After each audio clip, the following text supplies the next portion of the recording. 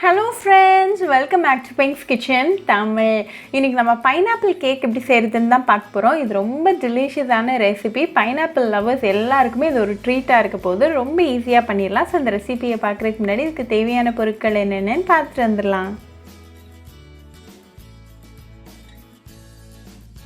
ஒரு பவுல்ல 2 முட்டையை உடைச்சு ஊத்திருங்க.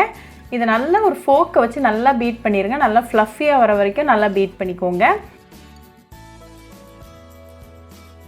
இப்போ எக்ஸ்லாம் சூப்பராக ரெடியாக இருக்குது. ஸோ இந்த ஸ்டேஜில் 1/2 கப் அளவுக்கு சுகர் சேர்த்துட்டு அதையும் நல்லா மிக்ஸ் பண்ணிடுங்க.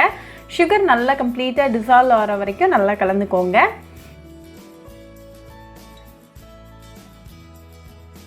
இப்போ சுகரும் நல்லா டிசால்வ் ஆகியாச்சு. ஸோ இந்த ஸ்டேஜில் 1/4 கப் அளவுக்கு உருக்கின வெண்ணெய் சேர்த்துக்கோங்க. அன்சால்டட் பட்டரை சேர்த்துக்கோங்க. இது கூடவே 1 கப் அளவுக்கு பைனாப்பிள் பியூரை சேர்த்துக்கோங்க. பைனாப்பிளை மிக்சியில் அரைச்சிட்டு அப்படியே சேர்த்துக்கோங்க. நான் 2/2 கப் சேர்த்துக்கிறேன். இது ஒரு மீடியம் சைஸ் பைனாப்பிளோட பியூரே. இதை நல்லா கலந்து விட்டுருங்க.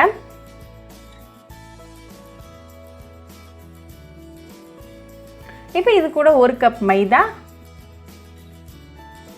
1 teaspoon baking powder, 1/2 teaspoon baking soda, 1/2 teaspoon pineapple essence, அப்புறமா கொஞ்சமாக எல்லோ ஃபுட் கலர் சேர்த்துக்கோங்க. ஃபுட் கலர் வந்து ஆப்ஷனல் தான், உங்களுக்கு இஷ்டம் இல்லைன்னா நீங்கள் சேர்க்க தேவையில்ல. இப்போ எல்லா இன்க்ரீடியன்ஸையும் நல்லா மிக்ஸ் பண்ணி விட்டுருங்க. கட்டி எதுவுமே இருக்கக்கூடாது.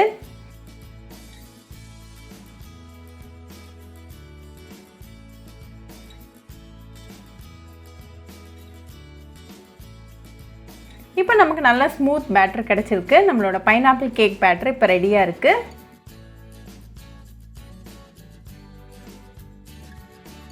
ஒரு லோஃப் பேனில் பட்டர் பேப்பர் வச்சு லைன் பண்ணி ரெடியாக வச்சுக்கோங்க. கேக் பேட்டரை அதுக்கு மாற்றிடுங்க.